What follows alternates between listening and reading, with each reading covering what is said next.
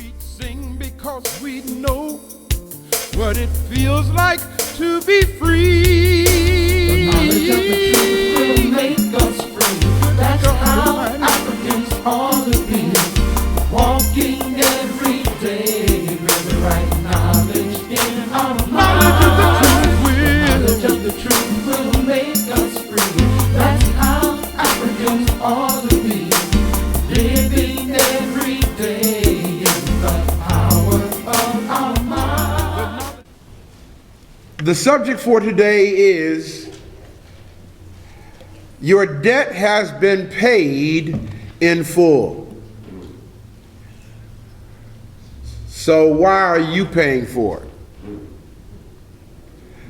Your debt has been paid in full. Now, of course, being that most of us grew up in church, we heard that within the connotation or in the context of the fact that Jesus paid what? Yes, Jesus paid it all. Y'all remember that song? Jesus paid it all to him I owe, you know. Well, the truth of the matter is Jesus didn't pay anything. Wait a minute. Okay. Everybody do this. And repeat after me, please. The space inside this circle represents my realm of knowledge. All that I think I know about whatever I think I know is represented right here inside this circle. I must keep in mind that there is more to know than what is within the circumference of my awareness. Okay, now the reason why I do that is because I know I'm going to say something that's outside of your parameter of awareness, like what I just said. For those who are Christians who are watching this, listening to this, when I said Jesus hadn't paid anything at all, I know some of you probably wanted to turn off everything right then. And the reason for that is because we've been taught to reject anything that's outside of what we think we already know. But the truth of the matter is, Jesus Christ never existed. Historically, he is the creation of the Roman Catholic Church from the beginning with the Nicene Council in 325 AD. So that's why I said that. Now go do your homework on that to validate or invalidate, if you can, what I said. But today, when I talk about the fact that your debt has been paid in full, I'm not talking about the debt or the penalty of what we call sin. I'm talking about the fact that many of you are living in what is called, or living as what is known as a debt slave. Look at somebody near you and point to them and say, you are a debt slave. You are a debt slave. I don't know if you ever thought about that before. I know you thought Abraham Lincoln set you free. Okay? But you are a debt slave. Now, let's understand this, and I'm going to move as quickly as I can through this because I want to cover this particular topic as well as also go through a standard security agreement. All right? And so that you'll understand what happens when you sign your name at a financial institution. How many of you guys have ever done that? How many of you have taken out loans? All right, how many of y'all still got loans? You still paying on it? All right. Wow, that's interesting. What happens when you go to a financial institution to get a loan or to take out a loan? What happens? First of all, you fill out an application for the loan. Correct? Correct. All right. Now, what's really interesting is because we don't know who we are, grab this carefully, because we don't know who we are, and because we don't know what we are, when we apply for a thing and they tell us that our application has been approved, we feel wonderful. We are excited about the fact, oh man, I'm so glad to hear that. But the truth of the matter is, it's really the other way around. Okay? Because you applied for something that's not even going to benefit you. You applied for something that's benefiting the person who told you that your application was approved. And you feel like a great thing has happened because, I was wondering if I'd be approved or not. I was wondering if I'd be approved or not. Well, actually, the whole purpose of the application is for the lender to determine whether or not you are usable. Did y'all get that? Okay? Not to determine how credit worthy you are, but to determine if they can really use you to their benefit, all right, without much fanfare or without any trouble. Okay? If you are ignorant enough, okay, to be used. So after you apply and they say, okay, I think this is a usable person. We can pimp this person. We can exploit this person. Then they have you come back after you've been approved and you fill out what's called a promissory note. Now, here's the deep thing about a promissory note. After you sign it, it becomes value. It's nothing until you sign it. Okay, if your promissory note says that you're agreeing to pay the bank back $150,000, it is just numbers on a piece of paper until you put your signature on it.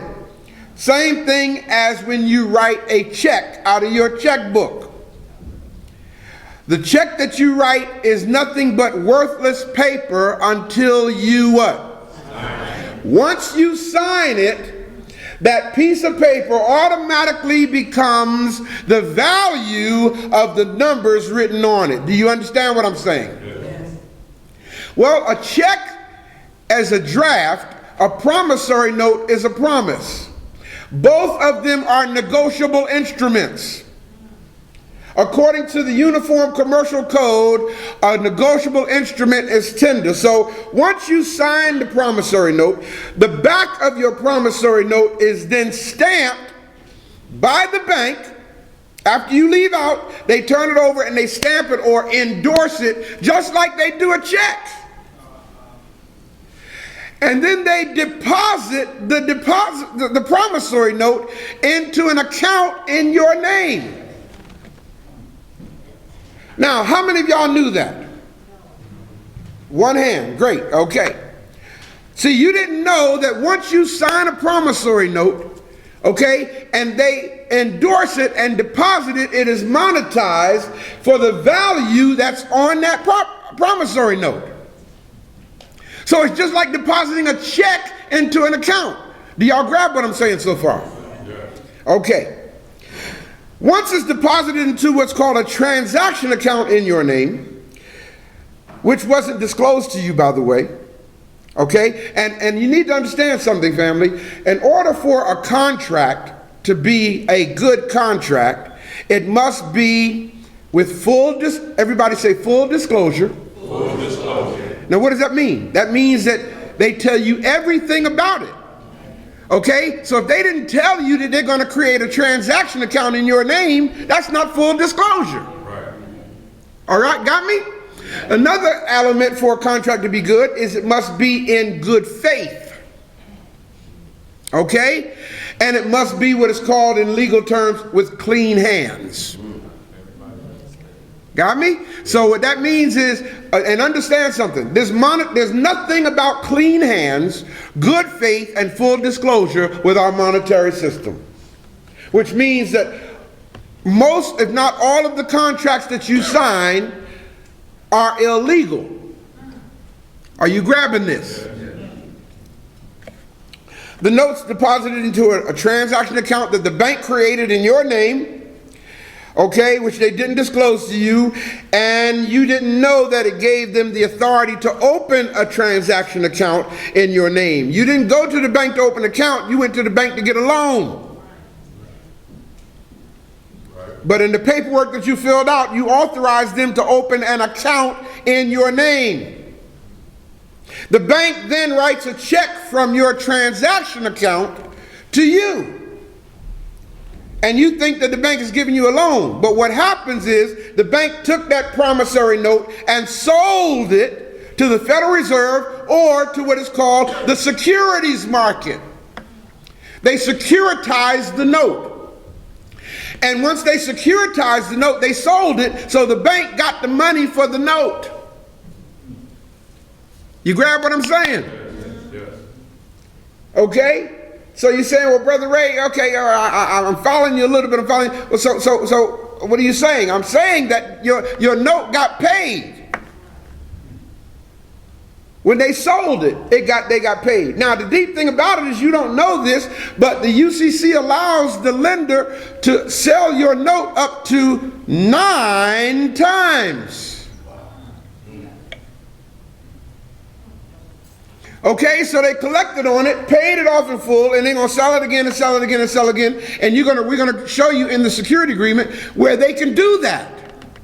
You authorize them to sell your signature over and over and over and over again. So what happens is through the bank selling your note, your loan was paid for with that promissory note being sold.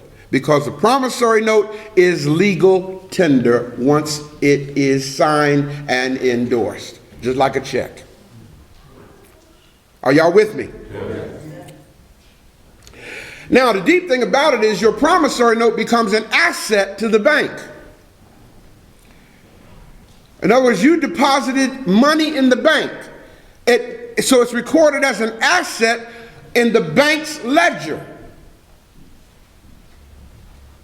Okay? Now, the bank has to do something to balance that out. You have an asset, you have a liability. Once you give them your promissory note, it becomes an asset for the bank. Okay, so what they have to do is they have to create this account in your name, which you become that liability. It's much like if you deposit a check in the bank. If you go to the bank right now and deposit a $1,000 check into your checking account, okay, that's an asset to the bank. You grab what I'm saying? Yeah. Okay, however, you must have the right to pull that money out of your account. So that's where you become a liability to the bank. So it balances it out. Do you follow what I'm saying? Okay, so what I'm saying is, if you deposit a $150,000 promissory note to the bank, okay, that becomes a $150,000 asset to the bank. They create a transaction account in your name for that amount. But they don't tell you that you can get the money out. In fact, they're telling you that you have to make payments to them. Am I making sense here? Yes. So when, you must understand, everybody repeat after me, the moment I sign a promissory note, it becomes money to the bank. You must understand this. Understand, family, there was no money in existence with regard to this matter until you signed that promissory note. Once the bank stamped it, paid to the order of, it became what is called in commerce a negotiable instrument. Write that down, please. A negotiable instrument. Now, while you're writing that down, everything I'm saying to y'all family is just surface information. Did y'all hear what I said? Yes. Please do not think you can take just what I'm saying today, okay, and solve your issues. What I'm saying today is merely an introduction or surface information to how you need to redeem yourself. Okay, you need to do some homework and do due diligence on this. All right, don't just think you can walk up to your bank based on what you hear from me say today and say, y'all tricked me. Okay, I ain't paying y'all no more. It don't work like that. Okay? Now in essence, you can do that. All right, but not the way I just said it. All right? There are procedures you can go through to hold the bank accountable for the fraud that they've committed on you. Once you get them over the barrel like that, they do not want it to be known that they committed an act of fraud. So they will do one of two things. They will either zero out your account and you won't have to pay anything else, or they'll try to negotiate with you because they know that they exploited you. And now that you know better, you got them over a barrel if you know how to handle it. Do you follow what I'm saying? Yeah.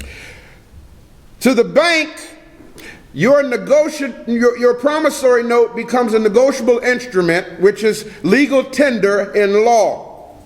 So that means that to the bank, it has what is called present value. For you, it has what is called future value. Now, what's wrong with this scenario? As I shared on last week, let me repeat that scenario for those who didn't hear it. If you come to me and say, Brother Ray, I need to borrow $10,000. Now, this is exactly what happens, okay, when you go to borrow money. You come to me and say, Brother Ray, I need to borrow $10,000. Okay? And I say, okay, fine, but I'm going to need something of value worth $10,000, collateral. So you say to me, well, I have a diamond ring here that's worth $10,000. I say, okay, give me your diamond ring. Now you think you give me collateral, but what I'm going to do is I'm actually going to take that diamond ring and go sell it, okay, for $15,000. Y'all grabbing this? Okay, I'm getting warm. Excuse me for a moment. What I'm going to do is I'm actually going to go sell that diamond ring for $15,000, okay? And then I'm going to come back to you with a check for how much? 10. Why 10? Because you asked to borrow $10,000. You got what I'm saying? Okay, so I'm going to sell that ring for $15,000, okay, and then come back to you, give you a check for $10,000, and then not only am I going to give you a check for $10,000, I'm going to tell you now you have to pay me $200 a month for X amount of months, plus you have a 10% interest rate. Now, what's wrong with what just happened? Number one, I didn't loan you any money. Did y'all get this? Yeah. What I did is I took what you gave me and monetized it, okay, and then gave you a check from what I monetized, and then led you, again, it must be with full disclosure, in good faith and clean hands. Okay, that's required for a legitimate contract. I'm not disclosing to you that I'm taking what you gave me and I'm going to go monetize it and bring back your own money. I'm not disclosing that to you. I got you thinking that I'm loaning you money. This is the business of banking. This is why banks are such a... Are y'all getting this? Now, if I did that to you, you'd have me locked up. If you understood that's what I did. You report it, I'd go to jail. Okay? For committing a fraudulent act. But yet banks are doing it every day. Mortgage companies are doing it every day. Everybody write down this word, unconscionable. Unconscionable. U-N-C-O-N-S-C-I-O-N-A-B-L-E. Unconscionable. An unconscionable contract. An unconscionable contract is a contract which is so outrageous and so immoral that it shocks the senses to the court system. According to Black's Law Dictionary, a contract, an unconscionable contract, is a contract which no man in his right senses or not under delusion would make on the one hand, and which is no fair and honest man would accept on the other.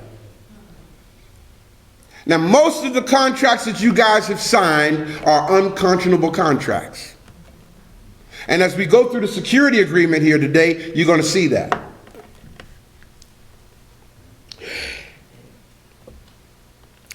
So, in essence, when you go to get what you think is a loan, it's not a loan, brothers and sisters. Everybody say, what I think is a loan is not a loan. What I think is a loan is not a loan. It's not a loan. Technically speaking, it's an exchange. It's not a loan. You exchanged a negotiable instrument for the value of what the bank is saying that they're loaning you. Okay? If you come to me and give me something of value, and I give you money back for what you say is a value, that's not a loan. All we did is made an exchange. And you need to understand this. It didn't cost me anything to loan you the $10,000. It didn't cost me nothing.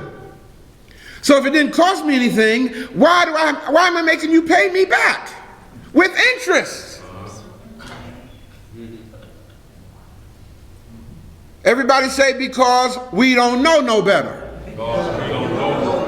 Again, my people are destroyed because of a lack of knowledge. The entire banking system, not only the entire banking system in which we live, the entire system, period, that we live in, the political system, the government, the banking system, you name it, the housing system, whatever system we're living in, man, it is depending on your ignorance to survive.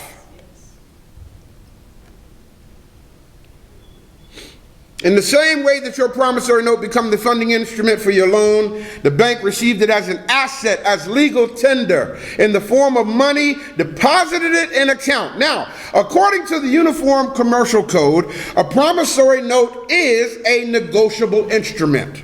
Understand that. Let me ask y'all some questions, because the bank lied to you.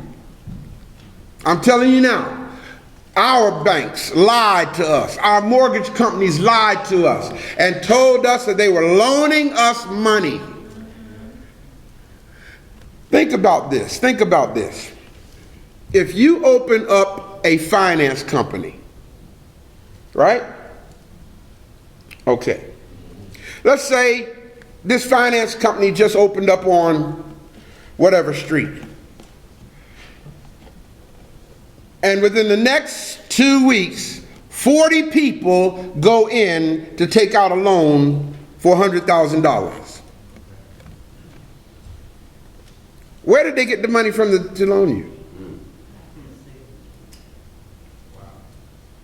They just opened up. Where are they getting the money from to loan you? You follow what I'm saying? Banks don't have money like that. The only money that banks have are the deposits that are in that bank. You grab what I'm saying? That's how banks are funded, by people putting their money in the banks.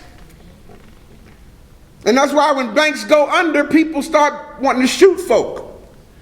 Because you telling me I can't get my money out? Wait a minute, hold up. What you mean y'all shutting down? I can't get my money. No. And so they have this thing called, what is it, FDIC? What is it, Federal Deposit Insurance Corporation? You know, and a lot of people honestly think that's a good thing. People think, well, they ain't worried about it because, hey, something happened, I'm insured. My money's insured. Do you not know that just because your money is insured, FDIC don't mean you're going to get your money? So you don't read the fine print. It's insured, but how are they required to pay it out to you? Say it again? Over time and little spurts of it.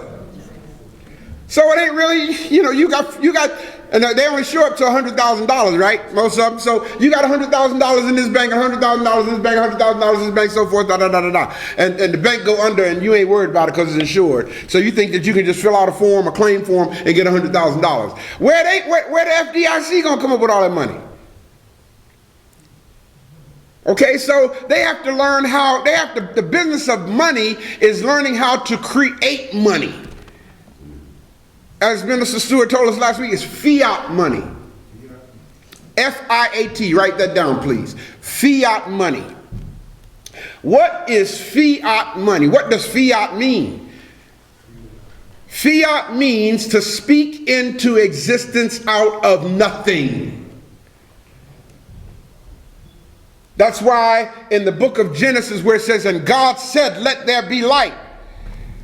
Okay, that was a fiat act of God. And let there be, and there was. Okay, so you see where they get these premises from? Let there be, and there was. So what they do is they take a piece of paper and they write certain things on it, and because you sign it according to the Uniform Commercial Code, that piece of paper is now a negotiable instrument. Look at somebody next to you and say, you actually can write your own currency. Now don't go trying it. Okay? I'm really, honestly, you can do that. Okay? But it's not as simple as I'm saying it. All right? You try it. If you don't know what you're doing, you're going to jail for fraud. Let me ask you 4 questions. Okay, well, it's actually 4 parts and several questions in each question. When you went to get your loan from the finance institution, were you told that Title 12, now I'm giving you the law now, were you told that Title 12 of the United States Code, Section 1831 November, Part A, actually says that banks are prohibited from lending their own money from their own assets? Were you told that? No. So there was no full disclosure. Were you told that banks were prohibited by Title 12 of the United States Code from lending you other depositors' money? No. Very good. Did the bank tell you where the money that they were loaning you was coming from? No. Are y'all getting this now? Okay, so if the law says, United States Code, Title 12, actually says that financial institutions are not allowed to loan you the money that they have on deposit in the bank. If the law says that, where are the money coming from that they're loaning you? And they're not disclosing that to you. Another question, were you told that the contract you signed or your promissory note was going to be converted into currency? No. No full disclosure. Were you told that the promissory note that you signed was going to be endorsed and become an asset for the bank? No. Of course not. Banks can't tell you this stuff, they'll go out of business. Did the bank tell you that your signature on the promissory note made it money? No. I'm getting a lot of no's here. According to, and write this down, according to Uniform Commercial Code, Section 1-201 and Section 3-104, your promissory note becomes a negotiable instrument. The banks did not tell you that. Were you told that your promissory note, or let's say now that you know, were you told that your money would be taken and recorded as an asset to the bank and to be sold by the bank for cash without valuable consideration? Were you told that? No. Did the bank give you a deposit slip? No. Think about what I'm saying. You just deposited the value of the promissory note into the bank.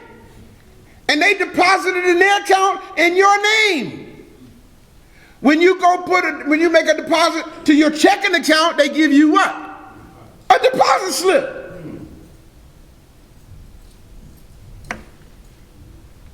They created an account in your name on your promissory note and funded it. Where's the deposit slip?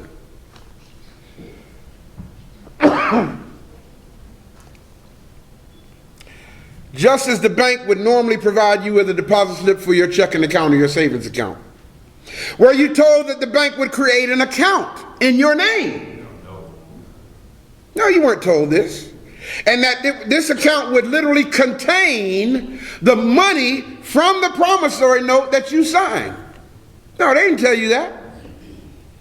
But yet everything I'm telling you is exactly what happened. And you have the right to know about all that. That's called full disclosure. Do y'all grab what I'm saying? Yes. Same thing with the mortgage company. Same thing. You have the right to know about the mortgage note that you signed, the promissory note. Same thing, promissory note for a mortgage. They did the same thing. They monetized the promissory note and paid off your mortgage. And then sold it and got paid again. And sold it again and got paid. And sold it again and got paid. And you're making mortgage payments. Do y'all see the ripoff here? Yes. I mean, I know this is not good news. No. I hope it's waking up news, though. Yes.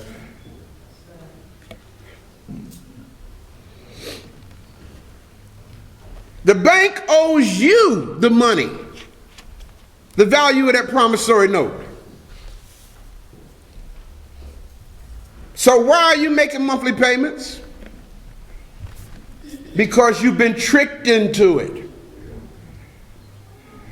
You signed a security agreement authorizing them to hold you by the neck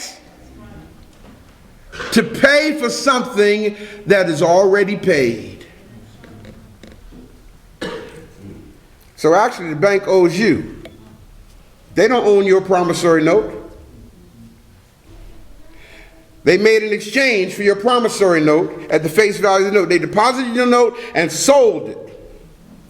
Therefore, on their books, they have a liability to you. You don't have a liability to them. Now, everything I share with you so far is fact. Okay? And you can do something about it if you want to climb that mountain. Did y'all hear what I said? Yes. Now it's a mountain you got to climb. All right, let me step over here now and let's kind of go through this promissory note. What you see on the screen, family, is a standard security agreement. Everybody say this with me. A promissory note, is meaningless, without a security agreement. Okay? Now, trust me, a promissory note is the value that it says it is once you sign it. Okay? However, in order for the lender, supposed a lender, to stay in business and make money off this deal, they got to trick you into signing what is called a security agreement. Okay? Now, we don't have the time to go through this word by word, okay, because this is a standard security agreement and it's usually several pages long. But I want you to get the gist of a security agreement. Now, I'm pretty sure that, again, let me see the hands of you who have taken out a mortgage or a car note. Let's be honest, okay? Keep your hands up for a moment. If you read the security agreement line by line, word for word, before you signed it, put your hand down. Thank you. Now, you know why we didn't do it? I'm going to tell you why. We didn't do it because we were hoodwinked, we were bamboozled into thinking that a good thing happened in our behalf. Do y'all not know how many of us are so happy to know that our credit been approved? Woo! Oh, you nervous? Y'all, I'm asking the village, keep me in prayer. Because I put in application for a loan, and I want y'all to pray that I get approved. Actually, the so-called lender is the one that's happy that you got, because it's all for their benefit, not yours. This is big business, man. Let's understand what a security agreement is. Everybody, and I'm going to say it in one sentence to try to really help you understand it. Everybody say, a standard security agreement, is a document that grabs me by the throat, in behalf of, and for the benefit of, the secured party, which is not me.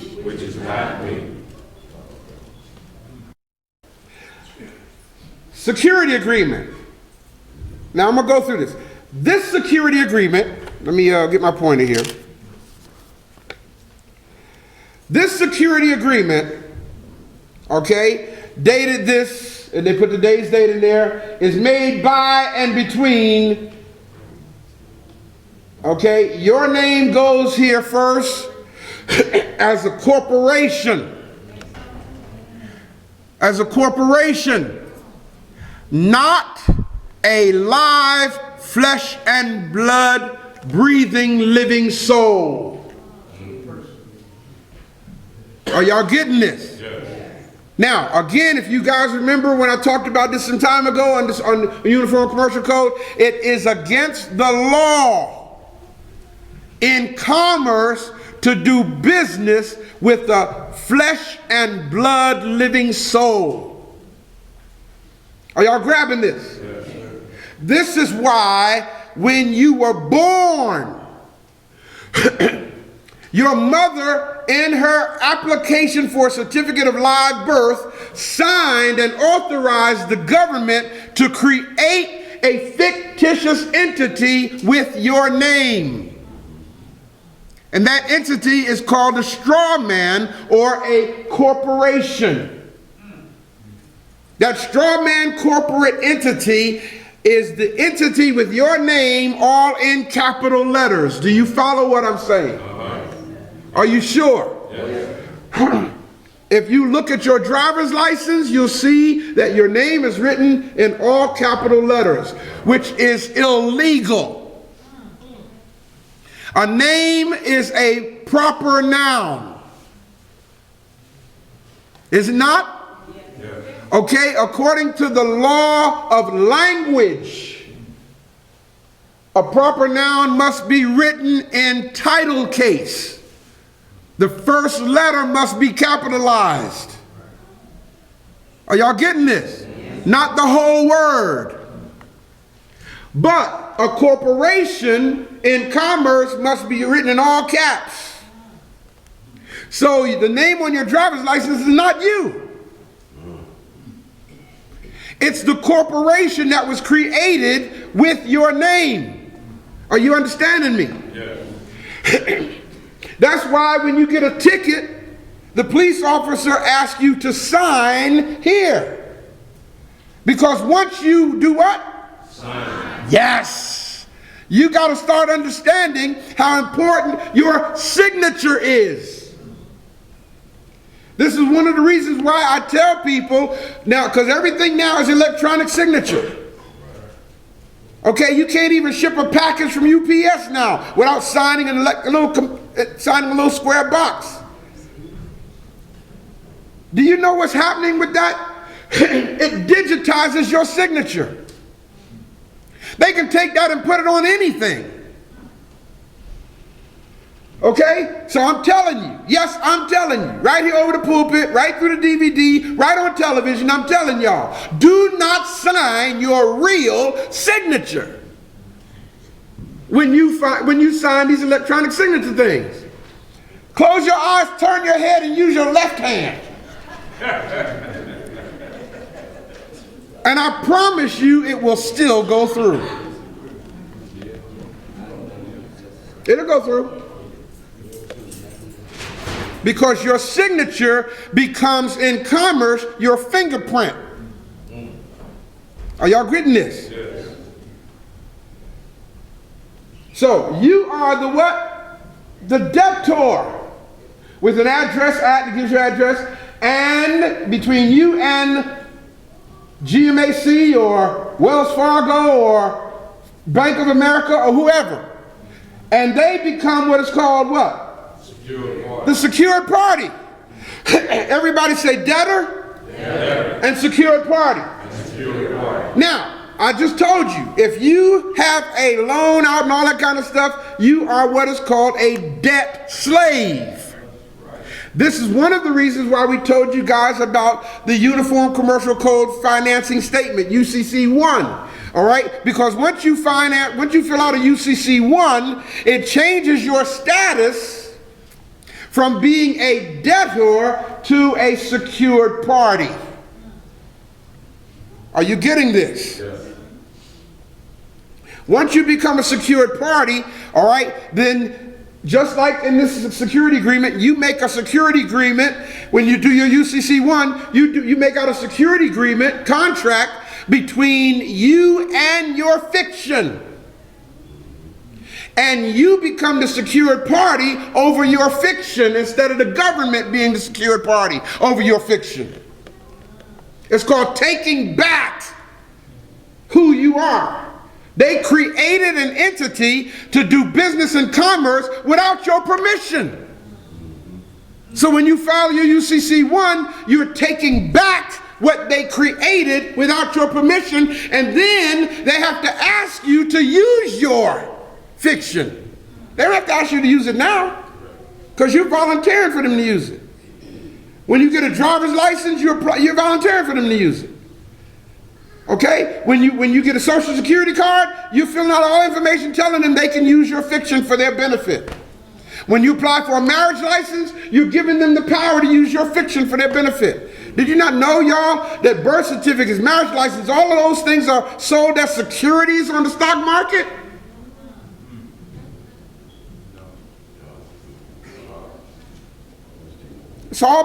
Everybody say it's all about the money. It's all about the money. You got to understand this. This is why it's so important, y'all, for y'all to begin to understand commerce and how to put your money in the right place. We've been trying to tell y'all this here at the African Village. We've been trying to, for years now, we've been trying to tell y'all that. Okay?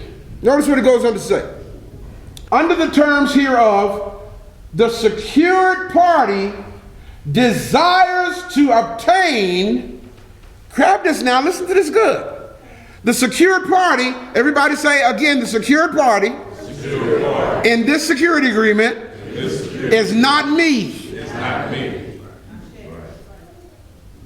The secured party in the security agreement is the supposed lender. And notice I'm saying supposed lender. I don't even know why they do this, man. Why are they getting a security? Because they don't already got their money. When you sign the promissory note, they got their money. The secured party desires to obtain, and the debtor desires to grant the secured party for all of the obligations as hereinafter defined. Now, did you know that when you sign your security agreement, it actually said that you literally desire to grant your secured party all of the obligations in this document? No, you didn't know that. Okay, now, what a lot of people don't understand is contracts. Everybody repeat after me. Contracts is based on offer and acceptance. In order for a contract to exist, an offer has to be made and the other party has to accept it. So when you get a parking ticket, guess what, y'all? That's a contract. The law enforcement officer is offering you a contract and you sign it to say, I accept it. So you have to learn how to say, I don't wish to contract with you. You didn't know that was your right, huh? It's your right to not enter into a contract. I'll say that again. You knew that much. Everybody knows they don't have to enter into a contract. It's all contracts. That's what this is about. It's about offer and acceptance. When they make you an offer, you accept it by signing. So in the security agreement of the contract, it actually tells that you literally desire to grant the so-called lender all obligations defined in this document, but yet you haven't read the document. Now you see why people say, I'm signing my life away. You ever hear that phrase before? They ain't lying. Now therefore, the debtor and the secured party. Now notice this. You didn't write this. This is a standard security agreement. The supposed lender didn't even write it. This is a standard security agreement. Okay? That most lenders use. This is the standard language. So it's letting you write an offer off the bat that security agreements are written in behalf of and for the benefit for the secured party, not the debtor. Does everybody understand that? Yes. All right. So next time y'all get ready to go for a loan, you sign a security. I'm telling you now. Okay? All right.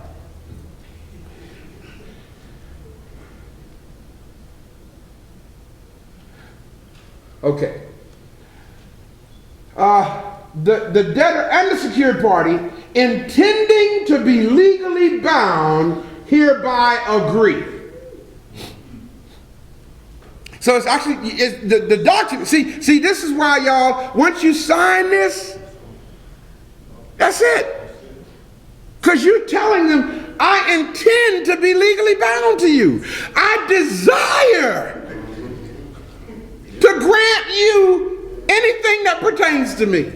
And this document is actually worded to whereas the secured party has the right to not only take the collateral, but anything that you possess. They have the right to come in your home, all that's in the daggone document, and take your possessions to satisfy their claim. But you don't know that because you didn't read it line by line. Okay, we all know what collateral is. I won't waste time with that.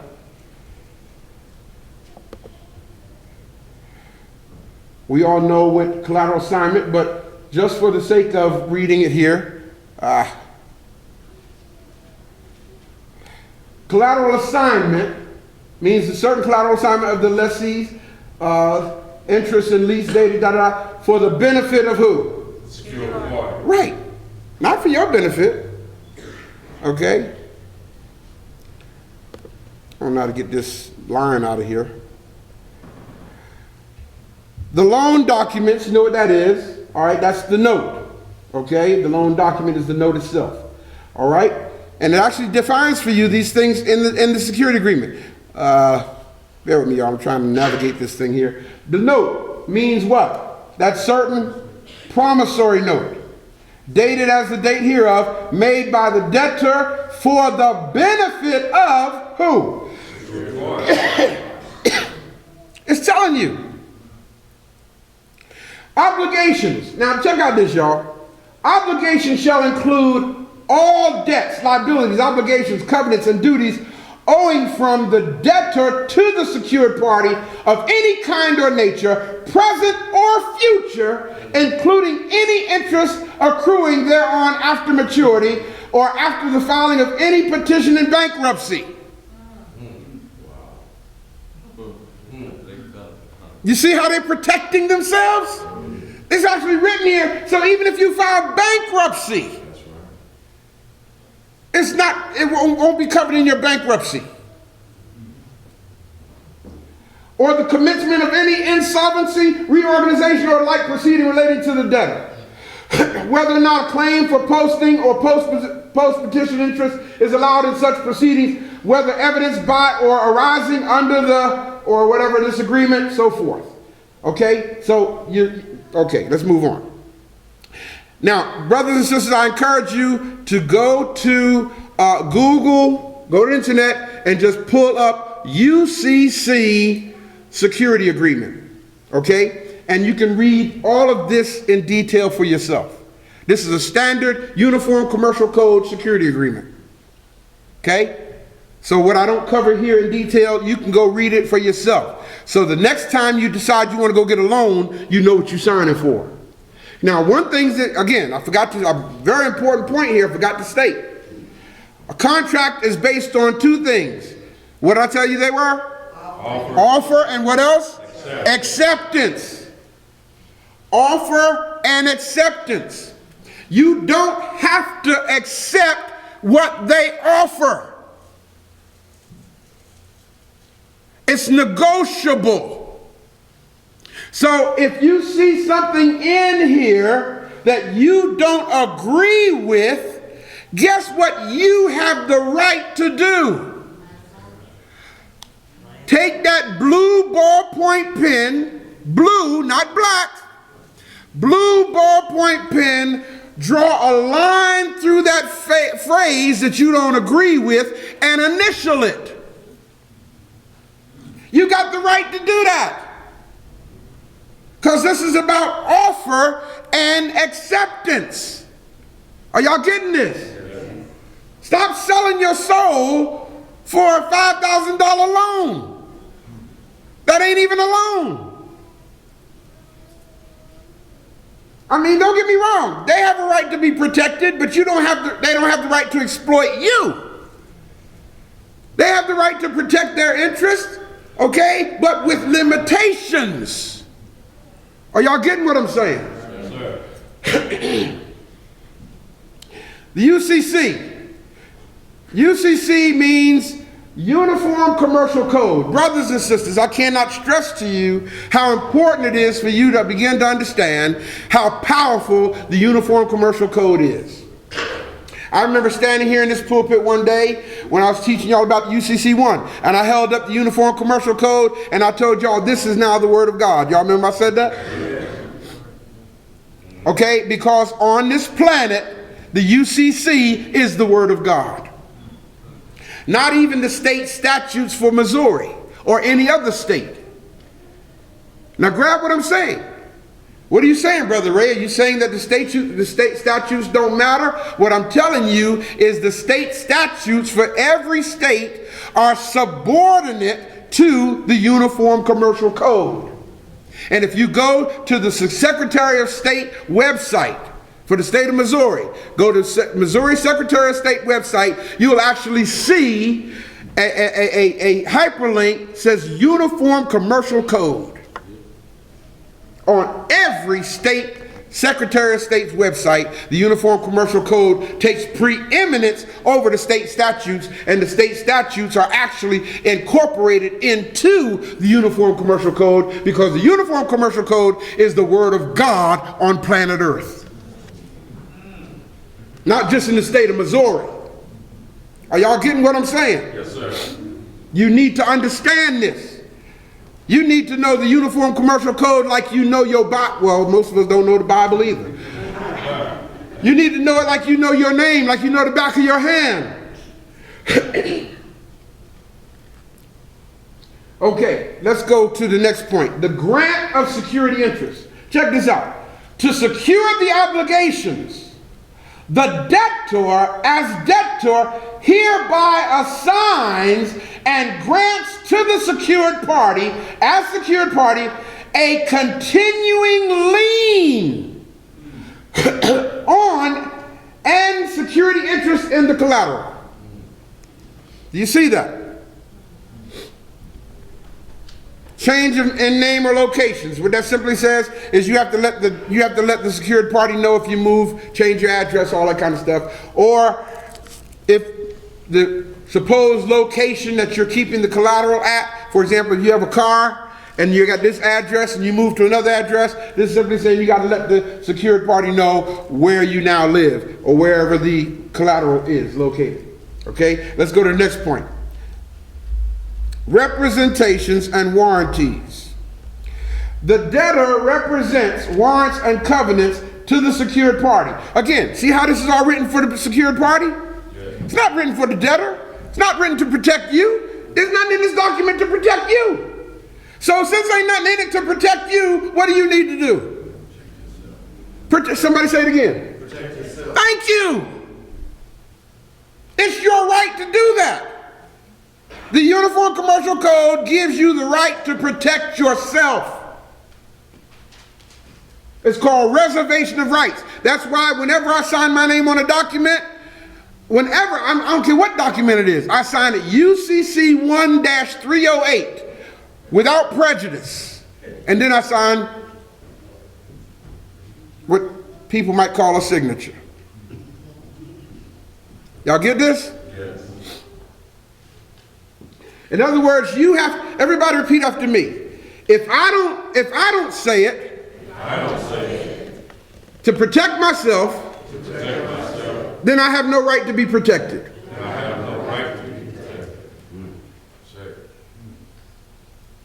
Did you get that, family?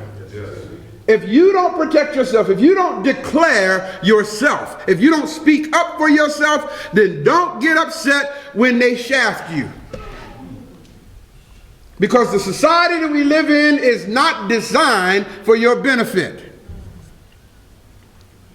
It's designed to exist off you. You are their asset. Do you understand what I'm saying? Every time a baby is born, that's an asset for the United States government. Not a liability, it's an asset. That's why they want your mama to fill out these forms. Your mother's, the new mother is drugged up, she's incoherent, she just gave birth, man. And she's trying to sign some paper. She don't know she's signing. That's how the system is designed, to get you when you least expect it. That's why police raids always happen at 0400 in the morning. 04:30 hours in the morning, where people are knocked out sleep. That's when they raid. That's when they decide to raid your house. Not when you are alert and in your right mind. Am I making sense here? The debtor represents warrants and covenants to the secured party that the debtor has good, marketable, and indefeasible title to the collateral. Again, what this is saying is the debtor is telling the secured party that I am usable. Yes, I'm good. I'm a good mule. I'm a good, use me till you use me up. That's what you're saying here, okay? Did you ever made any prior sale, pledge, encumbrance, assignment, or any other disposition to the collateral, and the collateral is free from all encumbrances and rights to set off of any kind, except the lien in favor of the secured party created by this agreement? Again, in favor of the secured party, nothing to protect you. That's why it's called a security agreement. Now, again, y'all, the word agreement at the top of this document means that both parties agree to it. Right. It's not an agreement if there's only one person talking here. So when they give you this document and they tell you, here, you have to sign these papers, and you sign it, you're telling them you agreed to this, and you don't even know what you're signing. So you have to start saying, no, I don't agree to that, no. It's like I went to lease a copier in Atlanta, and they gave me a standard security agreement. I went right to point 17 because I knew what it was about. I know this now. I know that when they're going to take the lease that I signed and sell it. Got me? Get paid off of it, and then the next company going to sell it. Next company going to sell it. And they're going to just keep moving my signature around, making money. So when I got to that part, I put a line through it. No, I don't agree to this. Okay? And of course, And about a week later, they called me back. Mr. Hagins, the lease company says they can't approve your contract. I said, well, not a problem, come get the machine. I'll go to another company. Called another company, got the lease, got to that part, put a line through it, I don't agree to this. And of course, the guy who brought the machine saying, you know, why are you crossing that out? And I explained to him what it is. He said, oh man, yeah, I see why you're crossing that out.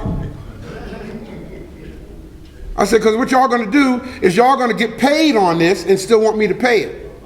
I'm not gonna let that happen. I don't mind paying for the machine. Okay, I just don't want y'all exploiting my signature. You're not going to shop my signature around and get paid over and over and over and over and then still expect me to pay. That's not going to happen. So they called me on it and I explained what I just said to y'all and they said, okay, Mr. Hagins. And cool. See, so what happens, how many of y'all have ever got a notice in the mail saying that you now have a new servicer? Every time that happens, that means they done sold your mortgage, your note. Okay? So the original person that you supposedly took the loan out with, you're not even dealing with them anymore. You're dealing with another server now. Then several years later, another server. Then several years, another server, sir. Okay, that's because they're selling that note over and over and over and over again, and it's still making you pay for it. I mean, how many times you gonna screw me? Don't do that to me. Don't use me to make you rich like that. And then it's still, now I don't mind y'all, you know, cool. Okay, if you want to use my signature to get paid on it, cool. Let me know that y'all did that. Okay? So I don't have to send y'all no more money.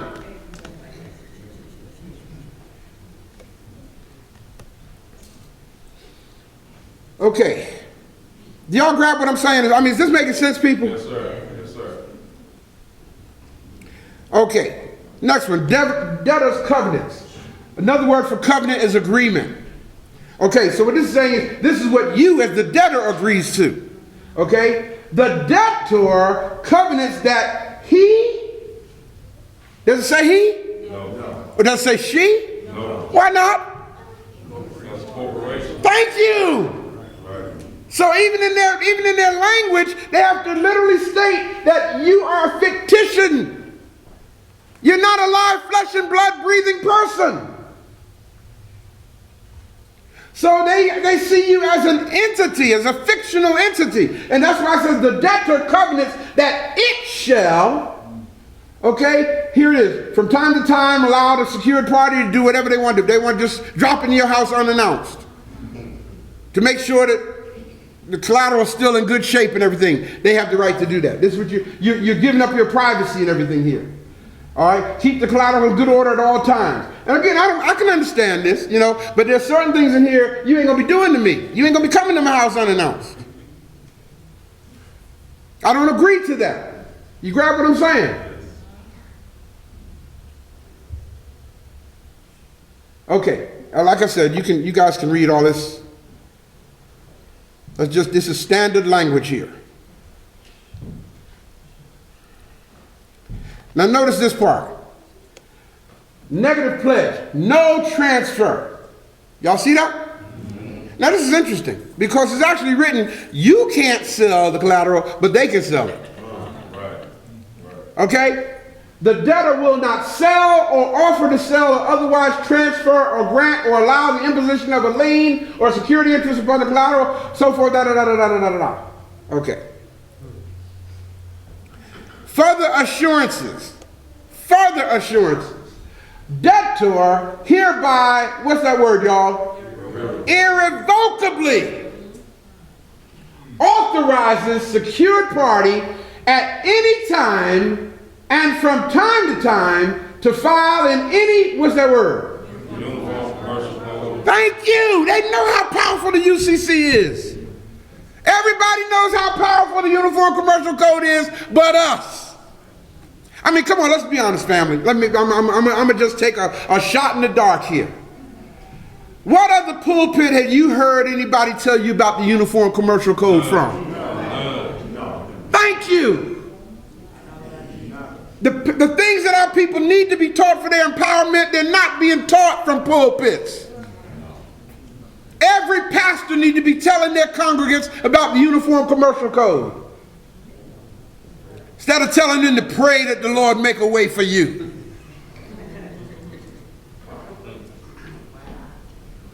The Uniform Commercial Code, they know about it. That's why it's in their document.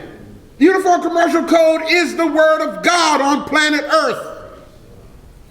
And the reason why it's called Uniform Commercial Code is because it is the standard of commerce all over the world. So when you file your UCC-1, it's not just good in the state of Missouri, it's good in Japan. It's good in Great Britain. Because it's a uniform commercial code. Do you understand what I'm saying? It's an international lien. It's an international document that gives you the power over that which belongs to you. Such as your driver's license, such as your birth certificate, such as your marriage license, such as your... Am I making sense, people? Because see, until you make that declaration, all these other documents are being monetized by the government and you don't know it. That's why they want you to get licenses for everything. You don't need a license to drive a car. Did y'all hear what I said? Yes.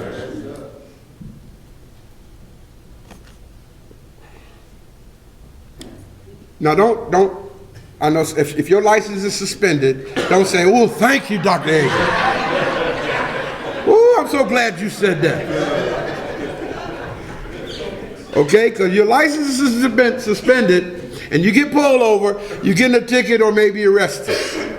Unless you know how to stand on your square.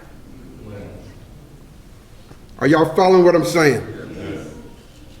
Okay, so you need to understand. Once you can tell an officer that why you don't need a license, a lot of people don't know this. A driver's license is only required to do business in transportation on the roadways of America or anywhere else. You do not need a driver's license to travel. You're traveling, you're not doing business. In other words, if you're operating a business, a trucking company or something like that, if your income is derived from your driving, then you need a driver's license. It's all about money. It's all about commerce. Traveling, the right to travel is your unalienable God-given right. Look at somebody next to you and say, you don't need a license to do anything that God has given you the right to do.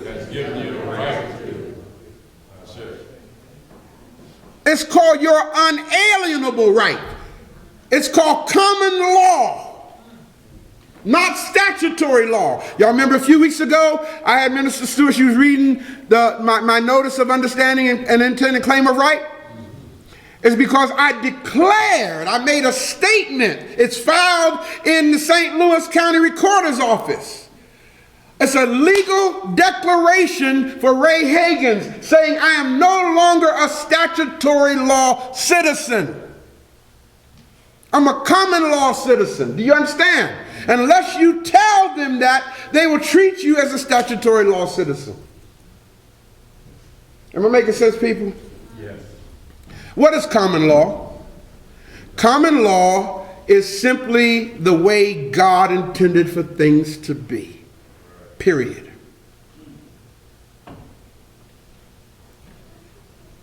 You have to understand the reason why they want you to get licenses for everything is because it's money for them. So that you'll know. Let me give you the definition of a license and write it down, please.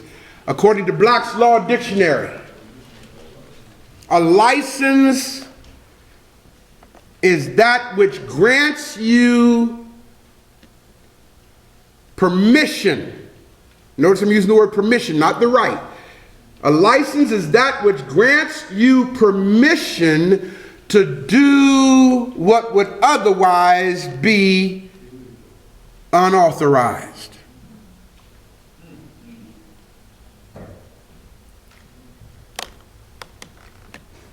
Now let me ask y'all a question. Do you have the God-given right to marry? Yes. Huh? Yes. Then why do you need a marriage license? Thank you, because they told you. It's about commerce. Because once you apply for a marriage license, you don't know this. Once you apply for a marriage license, you actually make your home, your family, your children, and your possessions a ward of the state.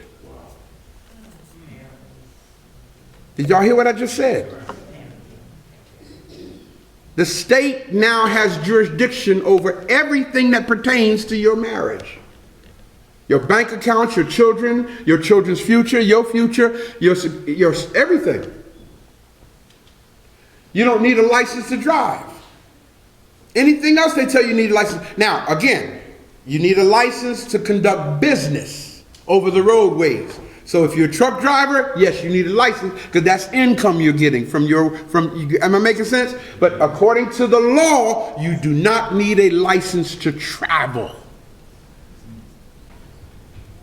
Okay, debtor hereby irrevocably authorizes a secured party at any time from time to time to file a uniform commercial code jurisdiction and any financing statements and amendments thereto that indicate the collateral as all assets of debtor or words are similar to, okay, so forth. In other words, what it's actually saying is you are authorizing the secured party to file a UCC1 statement on you or your collateral. Now you see why I was telling y'all everybody need to file a UCC1 statement on themselves. You need to do that now. If you haven't done it, you need to do that, okay? Because what happens is your UCC1 statement takes preeminence over anyone else's UCC1 statement if it was filed before theirs was. So, how do you say it? Going forward, you need to secure yourself. Do y'all hear me? Yes, sir. Okay. You need to secure yourself.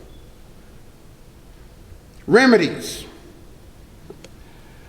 Upon the occurrence of any such event of default and at any time thereafter, the secured party may declare all obligations secured hereby immediately due and payable, and shall have, in addition to any remedies provided herein or by any applicable law or in equity, all the remedies of a secured party under what? UCC. Yeah, they're referring to it again. I can't stress to y'all how important this UCC1 thing is, man. It's a very powerful document. Okay? However, I had to kind of ease up on teaching people about it because people were abusing it. You got what I'm saying? See, you can't put power in everybody's hand. Especially if their heart ain't right. Okay? The worst thing you can do is put a hand grenade in the hand of a fool. You don't do that. Okay? Because what they do is they start using it indiscriminately, using it for the wrong purposes. I mean, really, brothers, trust me when I tell you, okay, this thing is so powerful that people who are in prison can actually get out of prison with this UCC1 thing, man. I mean, because you can actually take back, okay, I don't want to go because, yeah. Because see, you know, it's deep because I talked about this in Charlotte a few weeks ago, and I just touched on it. And this brother came up to me afterwards. He said, Dr. Hagins, I need you to help me out, man. I'm facing a 5-year rap, man. That's not what this is for, family. Okay, this is not, you know, if you broke the law, you done stole from somebody, you need to be in jail. Okay? This is for the people who are right, doing ma'at. Okay? But being abused by an evil system.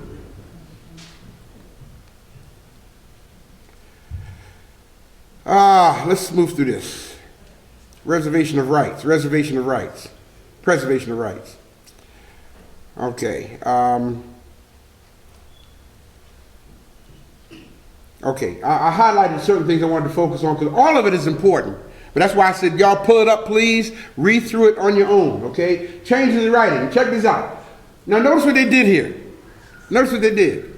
They actually tried to put an article in here that says you can't change any of it. Got me? Which means they're saying you can't cross out anything you don't agree with. You can't alter it. No modification, amendment, or waiver of any provision of this agreement, nor consent to any departure by the debtor therefrom will be effective unless made in a writing signed by the secured party, and then such waiver or consent shall be effective only in the specific instance and for the purpose for which given. No notice or demand. So actually what they're saying is here, if you don't know any better, okay, they will make you think that you do not have the right to change the wording here. Okay, you don't want to change the wording. You're not trying to change it. You're not trying to modify the wording. You're simply saying, I don't agree with this point. Okay, the point, and again, that's don't let them put you into anything you don't agree with.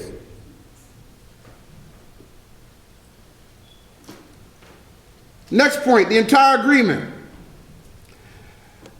The entire agreement, including the documents and instruments referred to herein, meaning any attachments like exhibits A, B, whatever, okay, to have extra explanations to it, okay, constitutes the entire agreement. Check this out now, and read, if you can read this part with me. Supersedes all other prior agreements and what? Understandings, what? Both written and oral between the parties with respect to the subject matter thereof. The reason why that point is so important, okay, is especially because in negotiations, when they're trying to sell you a car, when they're trying to make a sale, or when you before you actually sign this, they're liable to say anything to you to make you buy it. You grab what I'm saying? And this statement right here actually says that the security agreement cancels out whatever other promise they might have made to you. So after you sign it, then something comes down the pike and you say, well, a man told me such and such and such and such. Well, he may have said that, but you signed an agreement otherwise. Right. That's why you got to read this stuff, family, because see, once you sign it, that means that you read it. You understand what I'm saying? In a court of law, you can't say, well, I didn't know that was there. The judge said, well, you signed it. And signing it, it means that you agreed to it. And how you going to agree to something that you know? Okay? Successes and signs. Now, you heard me talk about 17, right? Okay, check this out. Successes and signs. And we just read previously, they say you can't sell it. Okay? But here it says, this agreement will be binding upon and endure to the benefit of the debtor and secured party and their respective heirs, executors, administrators, successors, and assigns. What this is saying is, if you have a loan and you die, this statement right here actually says that your heir is obligated to fulfill that note.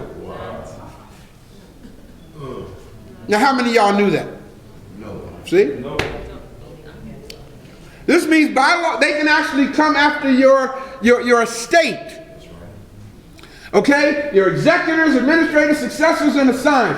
Provided, however, that the debtor, now check this out, you cannot assign this agreement in whole or in part without the secured party's prior permission. But yet they can sell the note without your permission.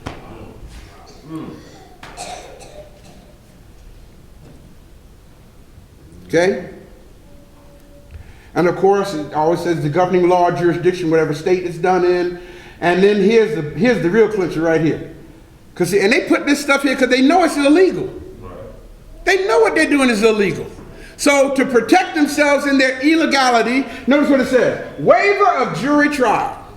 You're already signing a waiver. Okay, well, you realize you've been hoodwinked, bamboozled, misused, an illegal act has been committed, and you decide you want to take them to court. Okay? And of course, especially here in St. Louis. I can't stress it enough. I can't stress it enough. Okay? There's no place in this country where the judges are not working for the people like here. You grab what I'm saying?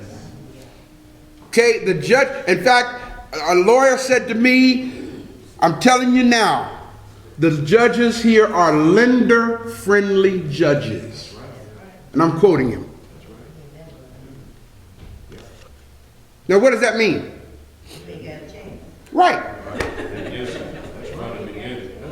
From Jump Street.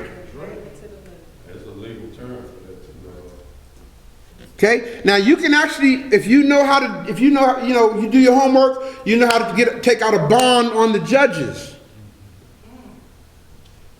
If a judge is hearing your case, okay, you can actually take out a bond on that judge.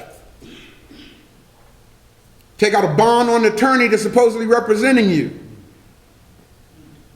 Okay? Now that's a whole nother discourse. Please don't expect me to try to explain that to you right now. All right? But what that means is if the judge, if the attorney is not working in your behalf, they can be disbarred and never allowed to practice law or sit on the bench again.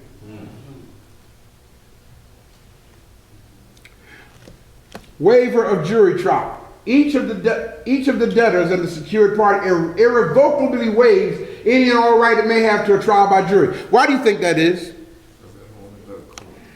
Well, it's going to go to court. Okay, but it's going to go to court and it's not going to be allowed to go to a jury. Why not? Because the jury of your peers, once they realize what's happening, they're going to say, we award him $8 million. A jury of your peers, because see, for this to go to court, to a jury trial, everything I just explained to you will be explained to a jury. And those jurors will be sitting there saying, damn, you mean you mean I'm paying for a mortgage I ain't supposed to be paying for? I'm paying a car note and they don't know. That's why they can't allow a jury trial. So you're signing in this, no jury trial. The very fact that they got that at the end ought to tell you something ain't right about it. Because it was done in good faith, okay, with clean hands, with full disclosure. What do you got to worry about?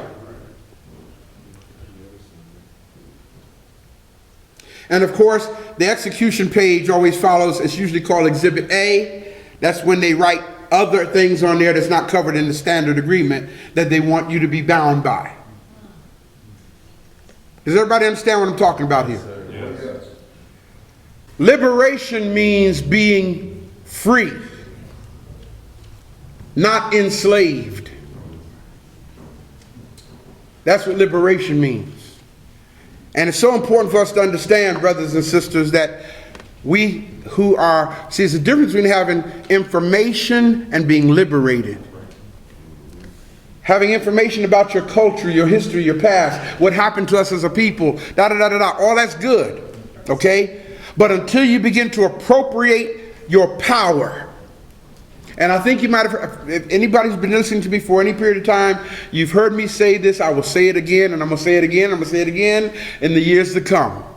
Black folk are good, law-abiding citizens. But we are not law-appropriating citizens. Your power, your deliverance, your liberation, your what is that thing that black folk trying to get from the government? Reparations is in knowing the law. Start studying the Uniform Commercial Code, especially sections 3 and sections 9. Start studying it. You don't have to go buy the book. You can pull it up online. The Uniform Commercial Code. Start understanding what a negotiable instrument is. Start understanding what tender of payment is. According to the law, if you make a tender of payment for a debt and that tender of payment is refused, hear me, and that tender payment is refused, according to the law, that debt must be discharged. How many of y'all have ever heard commercials on television saying, if you owe X amount of dollars, come see us and we'll get it reduced for you, and And I owed the IRS $46,000, and I went to see such and such, and they cleared it up for, I only paid $12,000, and I thank God for that company. You just didn't know the law. Only thing that company did was made an offer. Again, it's all about two things. What? Offer and acceptance. Yes. They made an offer, it was accepted, and therefore it was accepted as full payment for the debt. You need to understand this, family. Stop living enslaved. Am I clear? Now there's so much more I can say on this, okay? But that would literally require like a weekend workshop. Okay? And I know y'all gonna say, so when we gonna do it? Okay? I'm trying to just jumpstart you right now. I'm trying to get you understanding what's happening to you, that you are a debt slave, and you can change that. Okay? You can change that. You can actually communicate to your creditors and have them justify the so-called loan that they claim you owe them. Okay? Yes. They're saying you owe them a debt. Have them prove it. Now, while you're doing that, keep making your payments. Grab what I'm saying. Keep making your payments while you're doing that. Okay? Because if you don't make the payments, guess what? They're going to automatically say you defaulted. Got me? But you have the right, okay, to have a full disclosure of any history pertaining to this so-called debt they say you owe. You have the right to that. And if they don't disclose it, then you have the right to take them to court. And guess what they're going to do at that point? They're going to negotiate with you. Just like they did Lieutenant Horton. And took $150,000. Bank of America took $150,000 off that man's mortgage. $150,000. When he called me, I thought something bad had happened. He said, Chief, I can't quote him because I'm in the pulpit. But he said, man, I got some blank to tell you. I thought something bad happened. I said, well, is everything okay? He said, man, this blank is... I said, do I need to sit down? He said, man, you may want to lay down for this. So I'm really thinking something bad done happened. I said, well, what is everything? What happened, man? And he said, man, he said, brother, I got a letter, and he read it to me from Bank of America because he challenged the legitimacy of his mortgage. And he ended up taking him to federal court. Now, trust me, they ain't just gonna lay down and say, okay, you got us. No, because you're talking about institutions that got buku money, who can pay buku lawyers. Okay, so you have to be able to stand on your square. You can't hire an attorney for what I'm talking about. Got me? Who can tell me why? Thank you. Attorneys are members of the bar. And for those who don't know, BAR stands for British Accreditation Registry. What country did I just say? British. Ain't that deep? Yeah. See, y'all need to understand. The United States ain't nothing but a colony of Great Britain. Thank you. Exactly. They're esquires. You see? So attorneys do not work for you. They work for the British Crown. And then after that, they're an officer of the court.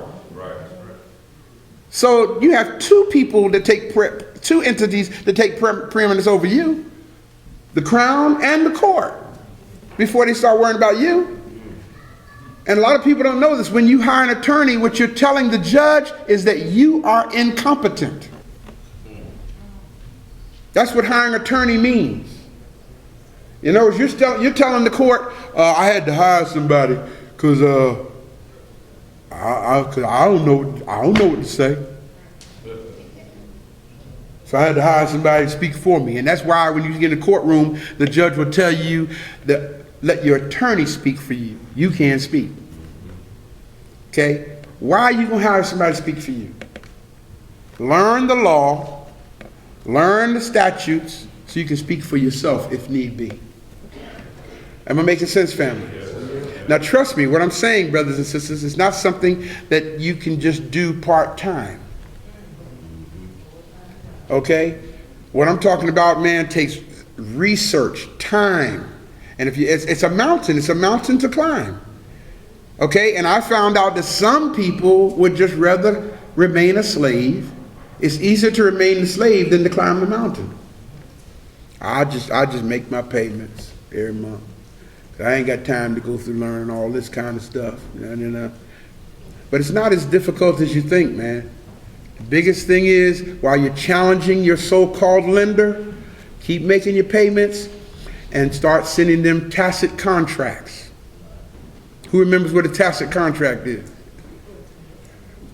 All right, I'll tell you. Sharon Hopkins is the lender, supposed lender that I supposedly owe money to. Right? Okay, now, the main thing I want to do is I want to keep my credit in good standing. Right? So now what do I need to do to be sure that happens? Keep making the payments. Right? Now, while I'm making the payments, I'm calling this Sharon, okay, it's been my understanding that, you know, this is what happened to my paper, da-da-da-da-da-da-da-da. Can you justify or explain to me or show me proof that what I'm saying is not true? Got what I'm saying? Now I'm going to tell you right now, Sharon is going to say, well, you signed an agreement, da-da-da-da-da-da-da. I'm saying to Sharon, I'm not saying I didn't sign an agreement, okay?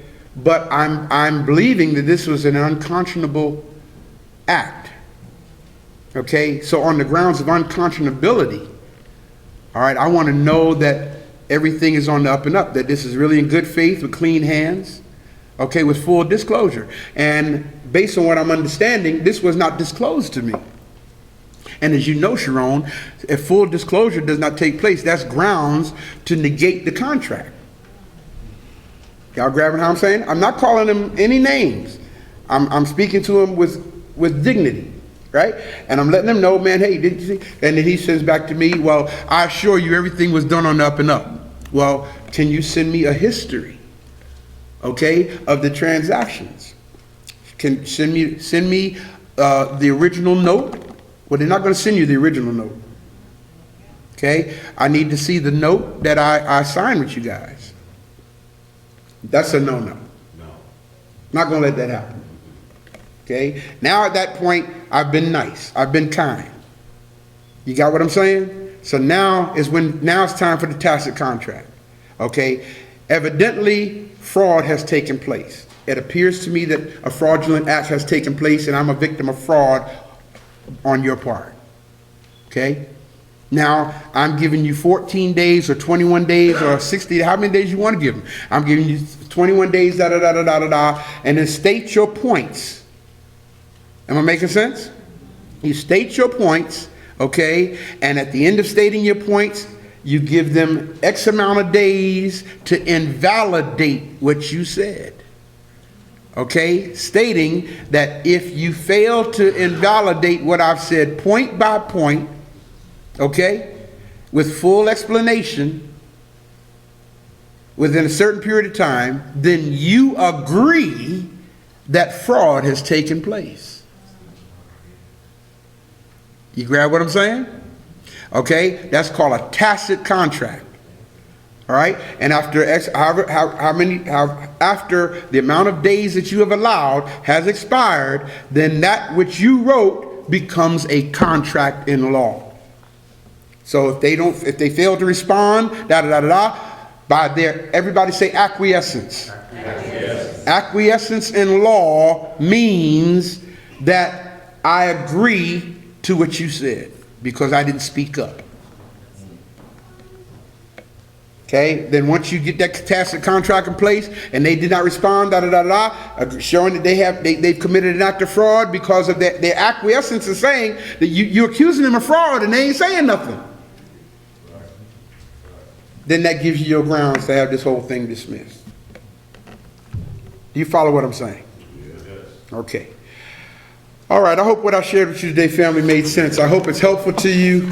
And empowering yourself. And again, I repeat, what I said today is only surface information. Yes, sir. Only I didn't even scratch the surface good, man. I didn't get 1/8 down into the dirt, 1/8 of an inch deep into the dirt of the fraud that takes place in commerce today. Okay, but I'm just sharing enough with you to jumpstart you. All right, to start, take the time, man. Take the time. You have the right.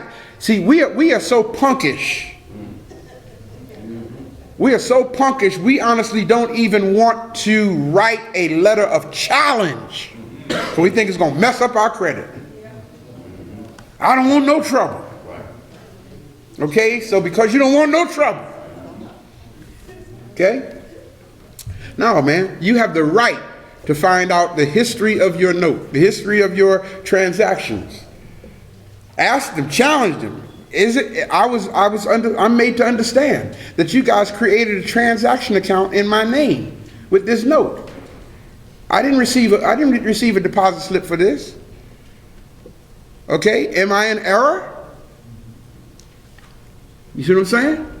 Challenge them. Let them know that you know enough that if they lie, you're going to know they're lying. Okay? A lot of you guys are paying bills you really don't need to be paying. Okay? Yeah. And you'd be surprised, a lot of companies, once you get them to this point and they see that you're about to expose them, you can just negotiate and say, listen, here's my proposal to you. Again, it's contract. It's about two things. What is it again? Offer and acceptance. Right.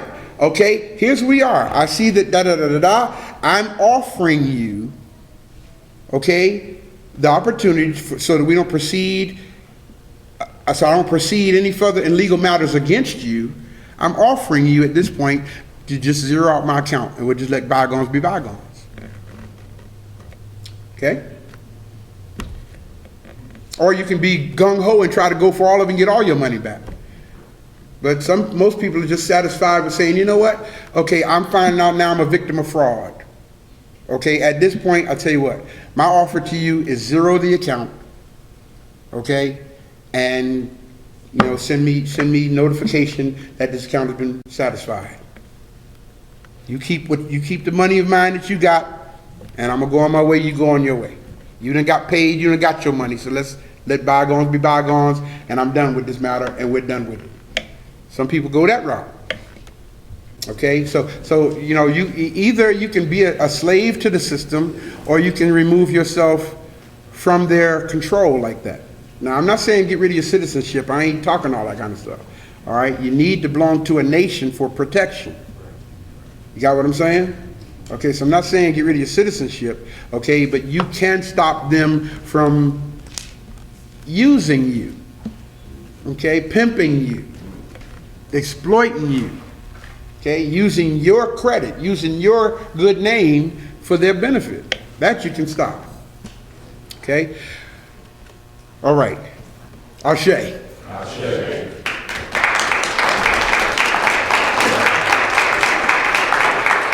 And then we'd sing because we know what it feels like to be free. The knowledge of the truth will make us free. That's how Africans ought to be.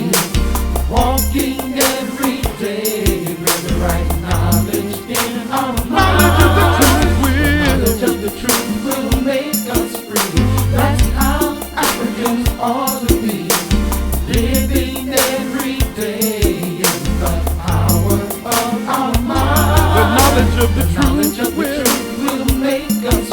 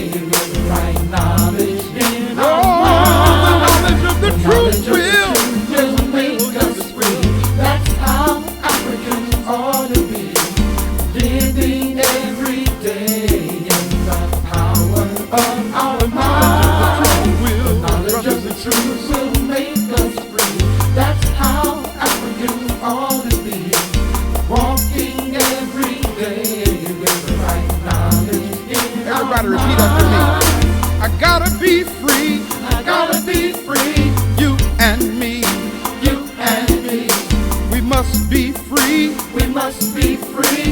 Africa and Africans must be free. We gotta be free, We gotta be free. you and me. You and me. We must be free, We must be free.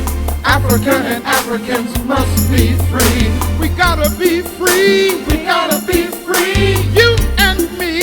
You and me. Oh, we must be free, We must be free. Africa and Africans must be free. We gotta be free, We gotta be free. you and me. You and me. We must be free, We must be free. Africa and Africans must be free. We're gonna be free, We're gonna be free. oh, you and me. Oh, you and me. Oh, we must be free. We must be free. Africa and Africans must be free.